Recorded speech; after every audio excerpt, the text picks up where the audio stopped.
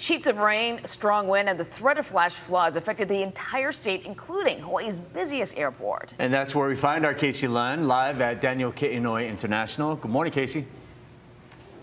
Hey, good morning to you guys. And, you know, we have some good news to report. We're starting to see power outages, those numbers going down across the state. So before I tell you about some of the folks who had some real serious travel woes here at Daniel K. Inouye International Airport and across the state, really, let's talk about those power outage numbers. We have updated numbers from across the state. Let's talk about Oahu. Again, we're still just shy of 5,000 customers without power. I literally just got off a Zoom interview with a representative from HECO. You're going to hear from him about the work that has happened to get these numbers down overnight. Their crew's out there trying to get folks back online. Over on Maui County, around 2,700 folks still without power. Hawaii Island, now they have fluctuated. They were down and now they're back up over 1,200 on Kauai. The independent utility co-op there reporting 869 outages. I want to share with you the interview I had with the folks from Kauai Emergency Management Agency. I just got off an interview with them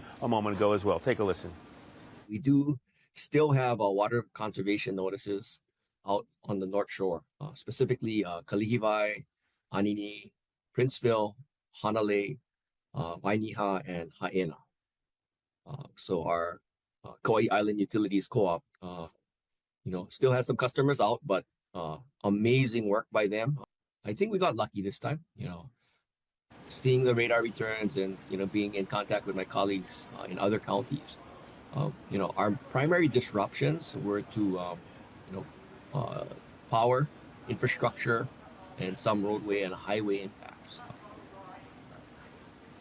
Yeah, so good news there that things are improving on the island of Kauai. We know that we expect hopefully to get everybody back online soon. We also want to talk a little bit about what did happen out here at Honolulu Airport. We know that the flight grounding happened yesterday afternoon. You're seeing some video this morning of some of these poor passengers that were stuck here, some of them from 2 o'clock yesterday afternoon. We caught up with George Joseph. He's from San Diego. We talked to him last night. He says while, yes, it was a major inconvenience, he's grateful the decision to cancel and delay his flight was made out in an abundance of caution. I had a ticket booked for going back to San Diego, going from Honolulu to Maui, Maui to San Diego. So because of the weather, what I did is I came to the airport early, tried to get on a 3-hour early flight. And that flight got delayed by 5 hours, and I could not get to Maui to catch the connecting flight. So I went to Hawaiian Airlines. They said they'll put me on a red eye on Alaska. So I went to Alaska Airlines. They said, sorry, Mr. Joseph, that flight is canceled. Yeah, really a challenging situation for that passenger. We also spoke to folks that were here this morning trying to get a flight. I talked to a gentleman named Sean Gillespie. He's from Ontario, California, and he's not the only passenger that's trying to get back home to that part of the Sunshine State this morning. Their flight was at 2 p.m. yesterday, and they had to stay here waiting for another flight at 2 p.m. today. They couldn't, is the bottom line. They were overwhelmed. It was 3 or 4 hours to get to one of the customer service people, and they couldn't do anything at that time, and we just pretty much just gave up. We called the hotline. That was a 5-hour wait. The text messaging service didn't work. They were just overwhelmed, and there's not a lot they could do about it. Yeah, really difficult. He said he didn't hold it against the airline.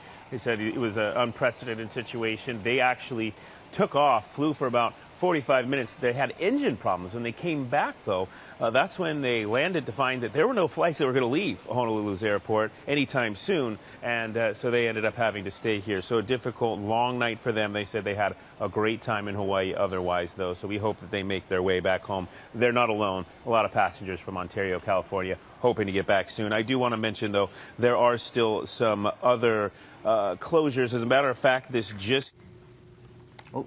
So I'm going to read this off from my notes here. Yeah, we do have a message that 6 schools in South Kona and 1 on Kauai's North Shore will be closed today. So I want to read these off to you. Ho'okena Elementary, these are the Kona schools. Honaunau Elementary, Konavaena Middle School and Elementary, as well as high school, Kekula. Yeah, we're going to list all these on our website. And then again, on Kauai's North Shore, Kilauea Elementary, also going to be closed today because they have a lack of running water. And again, I want to mention, again, this is just coming into our newsroom, so we'll get this online. I believe it may already be there. But we also know that all Maui schools, including Molokai and Lanai, are closed. So still a lot of disruptions because of all this weather. A lot of the state drying out, though, but a lot of people still trying to adjust to what's happened in the last 24 hours. We're grateful, though, through all of this, we don't have a lot of serious injuries to report other than that tree that came down on Kapiolani Boulevard. We know that the man and two women that were in those cars that we showed you earlier, they were treated by EMS, but we know those injuries hopefully weren't too serious. We're going to keep you updated on that, but we'll send things back to Steve and Grace for now. Yeah, things getting bustling out there. Yeah, good stuff. Thanks, Casey.